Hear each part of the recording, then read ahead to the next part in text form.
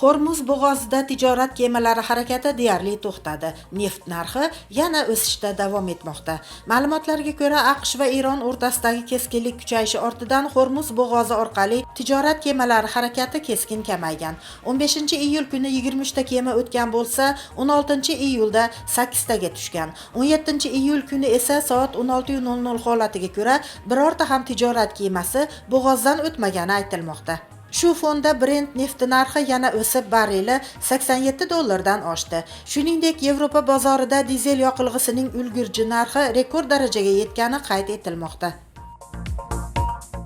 Ispaniyada yirik o'rmon yong'inlari avj olmoqda. Aragon viloyatida 2026-yil boshidan buyon sodir bo'lgan eng yirik o'rmon yong'inining maydoni 12,000 gektardan oshib ketdi. Uni o'chirish bo'yicha keng ko'lamli operatsiyaga qaramay, olov tezlik bilan tarqalishda davom etmoqda. Xavfli hududdan 5 ta aholi punkti aholisi evakuatsiya qilindi. Tabiiy ofatga qarshi kurashga 450 ga yaqin qutqaruvchi va 30 dan ortiq aviatexnika jalb etilgan. Toshkent chekkasidagi zapravkada yuz bergan portlashdan so'ng katta yong'in kelib chiqdi. Portlash oqibatida esa 3 kishi jarohatlandi. Ijtimoiy tarmoqlarda Solnechniy atrofidagi yo'lda kuchli portlashdan keyin atrof yorishib ketgani, shundan keyin hodisa joyida yong'in boshlangani aks etgan videolar tarqaldi. Favqulodda vaziyatlar vazirligi aniqlik kiritishicha, propan saqlash sig'imi hamda gaz tashishga mo'ljallangan maxsus avtomobilda chaqnash ro'y bergan. Yong'in bartaraf etilgan. Hodisa yuzasidan tekshiruv ishlari olib borilmoqda. 500 ga yaqin fuqaroning plastikidan pul o'margan firibgarlar va nihoyat qo'lga tushdi.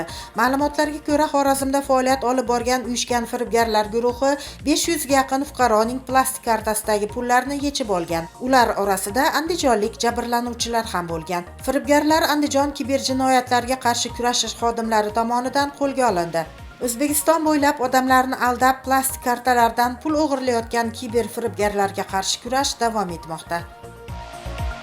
Turli bahs va qarama-qarshiliklar, muxlislar muhokamalari ostida o'tgan jahon chempionati va nihoyat yakun topmoqda. Ertaga kechasi futbol bo'yicha jahon chempionatining final o'yini bo'lib o'tadi. G'oliblarni kubok va medaldan tashqari yana bir hadya kutmoqda. Bu haqda FIFA matbuot xizmati xabar bergan. Unga ko'ra, chempionlarga qimmatbaho futbol o'yinlarining turli ramzlariga ega chempionlik uzuklari topshiriladi. Uzuklar cheklangan miqdorda, ya'ni 2026 dona ishlab chiqarilgan. Shundan 30 tasi g'oliblar uchun ajratiladi. Qolgan 1996 ta uzuk butun dunyo bo'ylab muxlislar uchun sotuvga chiqariladi, deyilmoqda xabarda. Uzukning qiymati qancha ekanligi va sotuv bahosi haqida ma'lumot berilmagan. Sobiq futbolchi va sobiq murabbiy Zinedin Zidan Fransiya terma jamoasi bosh murabbiyi etib tayinlandi. Avval xabar qilinganidek, tomonlar barcha shartlar bo'yicha kelishuvga erishgan.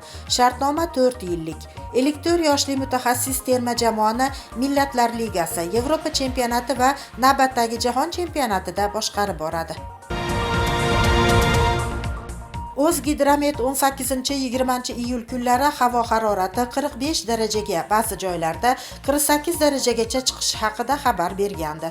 Qashqadaryoda asfalt qoplamalari kuchli jaziramadan eriy boshlagan. Qizilqum cho'lidagi Uchquduq shahrida esa havo harorati rekordi yangilandi. Kecha bu yerda kuzatilgan jazirama butun dunyo uchun eng issiq sutkalik haroratni taqdim etgan.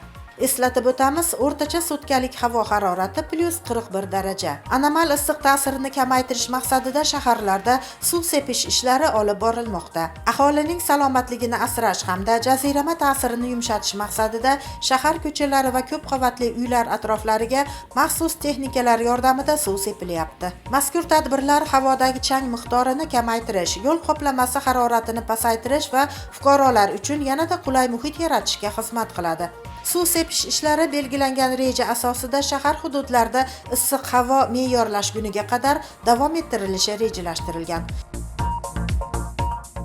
Bugun va ertaga mamlakatimizning ayrim hududlarida quyoshning ultrabinafsha indeksi 10 ballgacha yetishi kutilmoqda. Bu sog'liq uchun yuqori xavf tug'diradigan daraja hisoblanadi. Kuchli nurlar terining kuyishi, quyosh urishi, ko'zning zararlanishi hamda uzoq muddatda teri saratoni rivojlanish xavfini oshirishi mumkin.